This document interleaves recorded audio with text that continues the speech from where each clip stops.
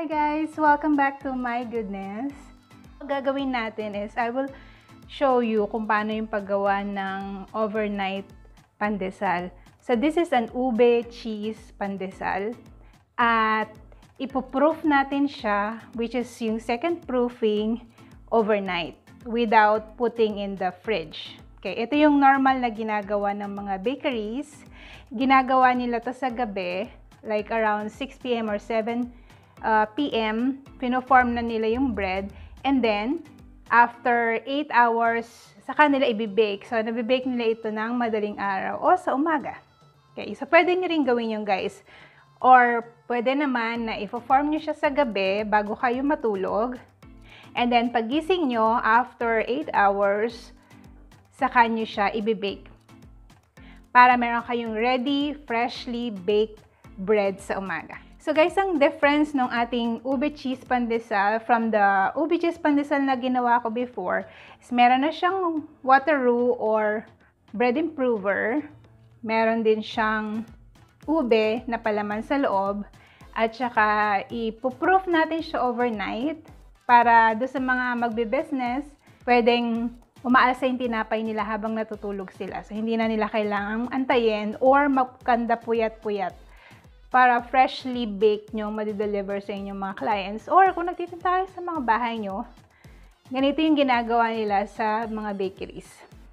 Hindi ito nilalagay sa ref. Although some were doing it, mas maganda na utay-utay yung pag-alsa niya. Ang gagawin lang natin doon is bababaan natin ng measurement ng yeast. Okay. So guys, dun sa mga interested dito sa ating overnight pandesal, pwede nyo itong gawin sa lahat ng klase ng tinapay na gagawin nyo. Ganito yung measurement niya parati. Then, gagawa ulit tayo ng roux. So ito yung ating half cup of milk and the other half cup ay nandito. So pag gumagawa tayo ng tinapay, everything should be measured in grams, or bibigyan ko naman ng equivalent dun sa aking description box. But I would really advise, kung you are into baking bread, you have to make sure na gumagamit kayo ng weighing scale. Para pag dinodoble nyo na yung recipe, nakukuha nyo pa rin yung same consistency. Ng half kilo, kung ginawa nyo 1 kilo, same pa rin ang kalalabasan because exact yung mga measurements nyo. Yung ating half cup of milk, painitan natin sa microwave for 1 minute para makagawa tayo ng water roux or bread improver. Now, doon sa mga merong commercial bread improver, yung nabibili siya na per kilo sa mga baking store, you can also use that. 2 grams is needed for this recipe. So, i-microwave ko ng ating milk for 1 minute. Alright, so guys, ito na yung ating milk. Mainit siya. Okay. Next na gagawin natin is kukuha tayo ng half cup dun sa ating 500 grams of sifted flour. So, mix lang natin ito dito sa ating hot milk. And mix. So, para mo siyang niluluto yung flour dun sa hot milk. Okay, and then magiging thick yan. Parang magiging paste. So, dun sa laging nakasubaybay sa channel ko, they know how to do this. So, lahat ng bread guys, pwede nyong gawan ng bread improver or roux because this will make your bread softer. Mas stretchy yung bread. And then, at the same time, it will last soft for days. Sa amin, it lasts 4 days na nasa mesa. Nilalagay ko lang sa isang bread box. Nandun lang yung bread namin. For 4 days, malambot siya. Minsan kasi, may bread kaming umabot up to 4 days. Lalo na pag marami akong masyadong binibake. So, malambot talaga siya. Then, kung gusto mong maging mas lalong fresh yung lasa ng bread tuwing kakainin nyo, pwede nyo siyang initin sa inyong oven toaster. Magiging parang freshly baked na rin siya. Makita nyo lang na lahat ay na-mixed at nag-thicken. Kumbaga naluto yung ating flour. Alright. So, set aside natin yan para lumamig. And then, we'll mix everything else. So, lagay lang lahat. So, we have our half cup of fresh milk.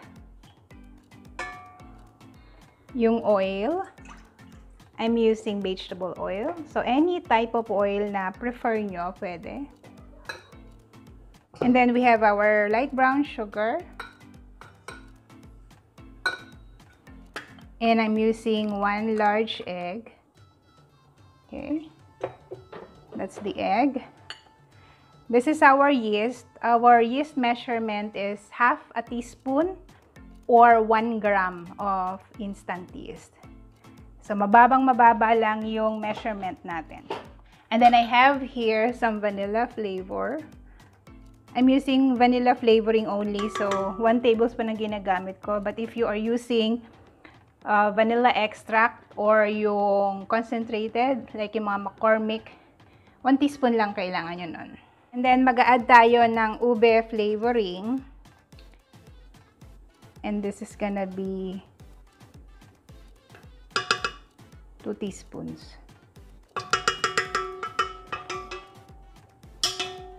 Okay. So, check nyo yung roux nyo kung tolerable na ba yung temperature. Kasi ayaw naman nating mapatay niya yung yeast kapag masyado siyang mainit.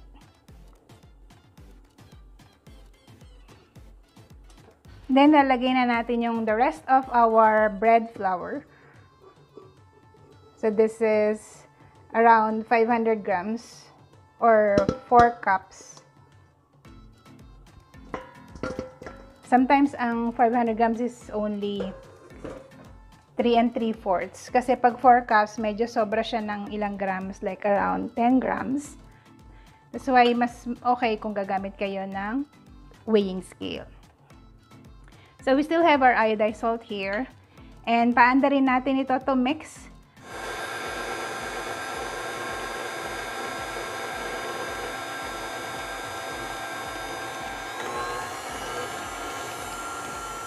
Pag nakikita nyo na nagme-mix na, you can already add your salt.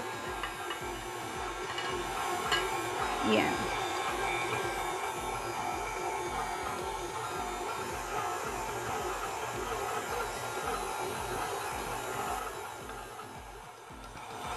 Okay, so pag ganyan na siya, nag-form na, na-mix na lahat ng ingredients, then we'll have this knead for 5 to 7 minutes. 7 minutes would be good para mas elastic yung ating dough.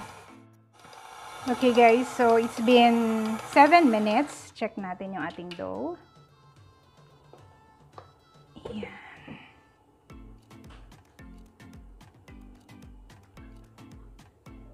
Alright. So, lipat na natin siya. Pwede na to sa ating kneading mat.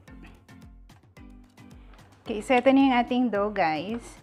Now, kung nag-hand kneading naman kayo, you have to knead the dough for 15 minutes. And I would suggest before kayo mag-hand kneading, do the autolyze method, lalo na kung bago pa lang kayong nagbe-bake. Para mas madali na sa inyo yung pag-hand knead kasi malambot na yung dough at the same time, na-build na yung gluten. So, hindi na kayo masyadong hirap sa kneading process. So, gayahin nyo lang kung ano yung ginawa ko sa bonete bread para mas mapadali at mas less yung pagod nyo sa pag-knead. So, itong dough natin, nakikita ko, lumalabas na yung mga bubbles. Medyo sticky. So, okay lang yun. Lagyan nyo lang ng oil yung hands nyo para hindi dumikit. Or you can also use yung kneading gloves. Ginagamit siya for kneading talaga para hindi dumidikit yung mga sticky dough. Kasi pag sticky yung dough natin, malambot ng malambot yung bread. Okay, so check natin. Let's check yung ating yan. This is what we call window pane. Na-stretch nyo na yung dough. Lagay lang ako ng oil sa hands. Kasi dumidikit na siya.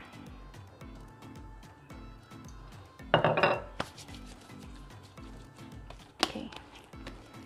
So, okay na to. Basta nakapasa na sa window pane test. Yung na-stretch nyo, hindi na sisira agad yung middle. Okay na yon. Papaalsahin natin ito just for 1 hour. So, hindi siya kailangan alsang-alsa. We just needed 1 hour and that's it. Kasi babawi tayo sa second proofing na mas matagal.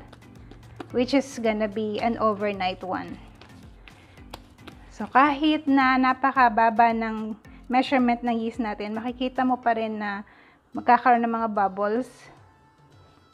Parang air pocket dun sa dough. Kasi active yung ating yeast. Okay, so, gamit tayo ng bowl. Lagyan ko lang siya ng konting oil. To grease para paglalagyan natin ng ating dough. And hindi siya magkaroon ng elephant skin sa ibabaw. Yan, lagyan din natin ng oil. So this is just strictly for 1 hour lang, guys. Hindi nyo kailangan i-extend. Kailangan lang natin ng first proofing for 1 hour and then magpo-form na tayo after.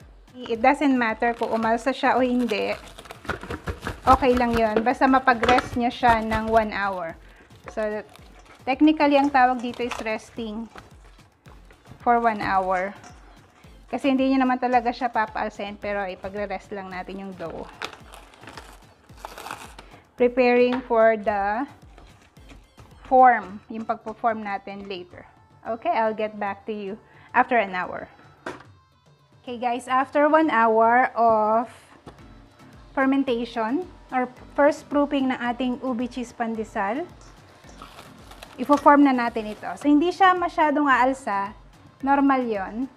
Kasi resting lang naman itong ginagawa natin.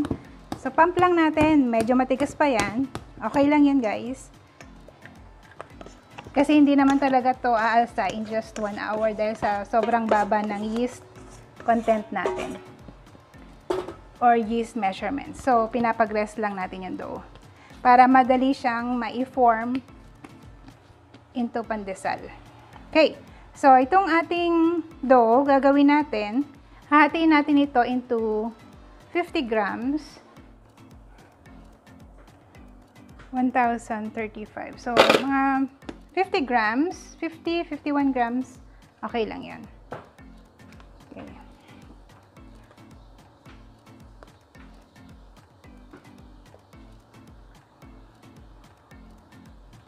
Okay, so, weigh ko lang ito, and then, balikan ko kayo. Okay, so guys, we were able to come up with 20 pieces of dough. So, I have here, guys, nag-prepare ako ng 20 pieces of cheese. So, I'm using quick melt cheese. You can also use yung regular cheese lang. But, I would recommend using yung mga Eden cheese, ganon. Para medyo soft pag naluto. And then, I have here yung ube halaya. So, binibili ko lang to sa palengke. May masarap akong binibila ng ube halaya. So, you can choose kung anong ube halaya yung gagamitin nyo. Pwede rin naman na wala nito, masarap pa rin. Okay, ang gagawin kasi natin dito sa ating cheese at ube halaya ay ipapalaman natin. Okay. So, una yung gagawin, yung unang nag-rest. Okay, this is the one na unang nag-rest.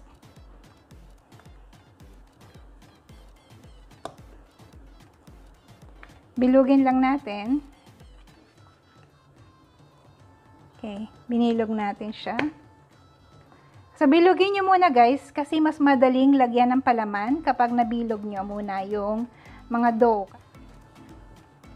Yan. Madali lang to, makakasanayan nyo din. So, binibilog lang.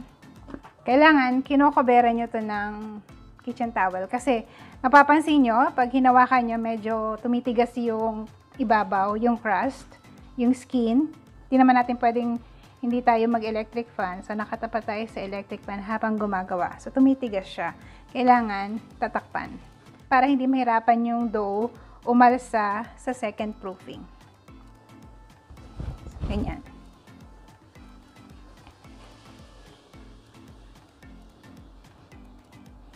Okay, so yung unang nag-rest natin na dough. So, ito yon. Ito yung seal sa ilalim. So, flat nyo lang ng konti.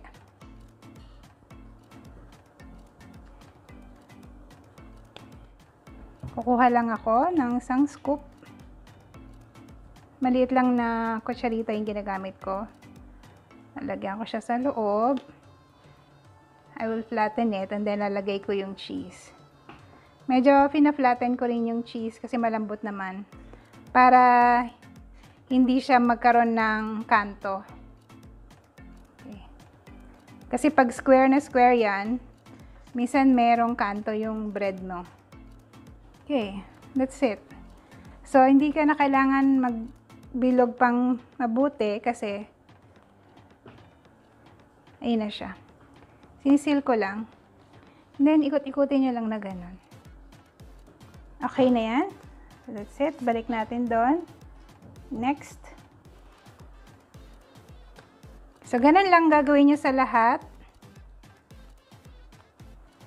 Flat nyo lang. Kailangan kasi makapal yung ilalim para hindi lumabas yung palaman doon sa likod. So, this is the ube halaya. I'll be adding some cheese. Medyo pipipiin ko para hindi magkaroon ng kanto. And close it. Dahil binilog na natin siya kanina, so hindi mo na siya kailangan ikot-ikutin. Kasi minsan pag iniikot-ikot nyo, lumalabas na yung palaman. Hindi yan maiwasan, lalo na kung bago pa lang kayo. So, nasil ko na. That's it.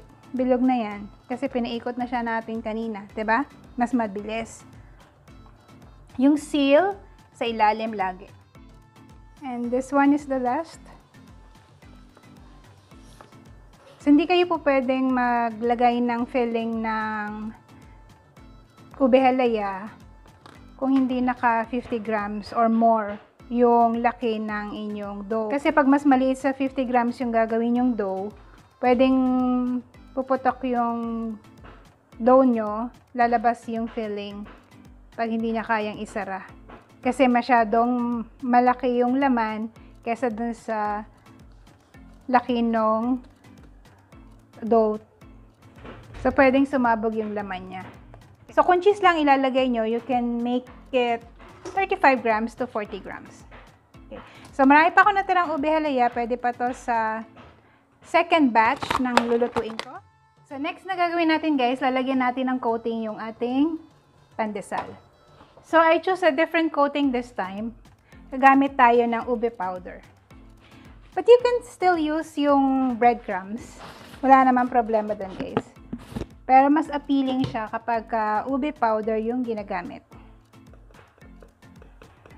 So, ayan. So, konti lang naman ang kailangan nyo nito. Okay. So, kukoat nyo lang. Para ube lahat. Di ba cute?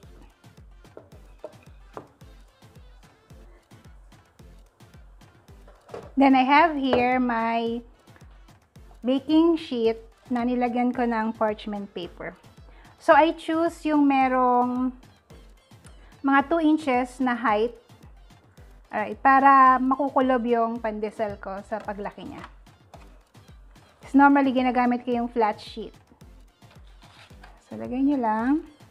Okay, next. Now, kung breadcrumbs yung gagamitin nyo, wala namang problema. It's your option. So, pinapakita ko lang yung mga pwede nyong gamitin. Okay guys, so tapos na. Nalagyan ko na lahat ng ube powder coating. So, i-rest natin ito for 6 to 8 hours. So, overnight. Sakto, pagising nyo, wag lang sumobra ng 8 hours kasi baka ma-overproof na. Pwede nyo na siyang i-bake. Or kung ginawa nyo siya ng umaga, sa hapon, pwede nyo nang iluto. So, ganito yung itsura niya. Ang cute! So, ganyan yung spacing niya. Then, ilalagay ko siya sa loob ng isang plastic to make sure na walang makakapasok na mga insekto. So, bumili talaga ako ng malaking plastic. Nakasya ang isang baking sheet. Okay. May sizes naman to guys. Sukatin nyo lang yung baking sheet na ginagamit nyo. Para pag overnight, kahit hindi nyo nakikita, alam nyo walang nakakapasok na mga insekto sa loob. Kasi iwanan nyo to magdamag. Now, iwan nyo lang sa mesa nyo. Tabi ko na to and then I'll show you after 6 to 8 hours. Okay guys, so ito na yung ating pinaalsang ube cheese pandesal. So, inabot ito ng 7 hours kasi medyo mainit ngayon. So, overnight. Medyo masyado nang ang malaki. Pero hindi pa naman siya overproof. Kasi ang palatandaan na overproof ang isang pinapaalsa mo ay kapag pinush mo ng finger mo at hindi na bumalik. Nagkaroon ng dent. Ayan, medyo overproof na nga ito. Nakakaroon na siya ng dent. So, this was for 7 hours. Okay. Right now, nagpipreheat na ako ng oven for 15 minutes. 180 degrees Celsius. Itingnan ko kung may mga overproof akong nagbabounce pa naman to. So, hindi pa masyado. Okay, sakto lang. So, 7 hours. It may also take 6 hours lang na maalsang-maalsa na siya. Depende sa temperature ng bahay nyo habang pinapaalsa nyo yung bread. Okay, so isa lang na natin to sa oven. Ganda. Alright, so guys, ito na. Na-bake na natin yung ating ube cheese pandesal. This was baked for 15 to 18 minutes. Ang ganun. So, depende sa oven nyo. At kung gaano kalaki yung gagawin nyo. So, check natin. Ang lalaki. Ito siya. Super soft. Yun. Yun yung ube at saka cheese. Tikman natin.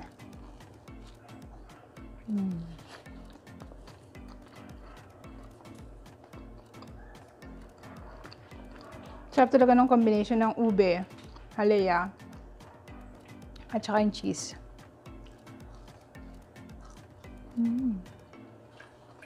Malambot siya guys.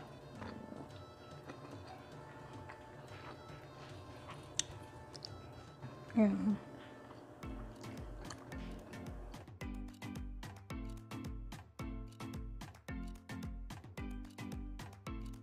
Check tayo ng isa pa. Ito, tikman natin. Tingnan natin siya.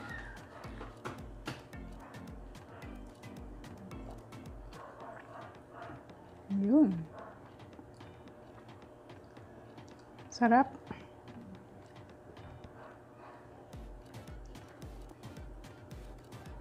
Ito talaga super lambot ng ating nagawa.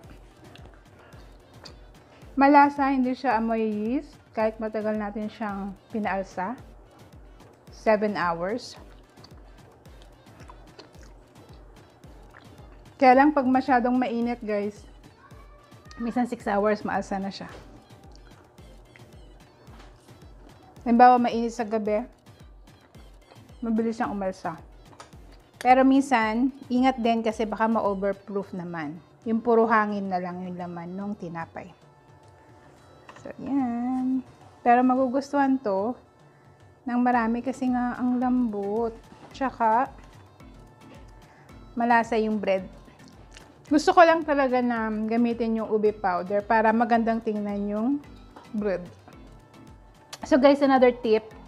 Ang bread kasi, pag utay-utay ang pagpapaalsa o mas matagal ang pagpapaalsa, tapos nilo-lower down nyo yung yeast, mas masarap. Kaya usually yan ang ginagawa sa mga bakery. Alright, hindi ka na magastos sa yeast. At the same time, malasa pa yung tinapay. Tapos, you can sleep while nagpapaalsa ng bread. Diba? Hindi nyo na kailangang hintayin. Super cute. Violet siya, oh. Diba? Normally kasi breadcrumbs. So, mas maganda para sa akin ang ube powder. Alright, so thank you so much guys for watching this video. Gawin nyo na to sa mga bahay nyo, sa mga nagbe-business. Try it. Have a great day everyone. Bye!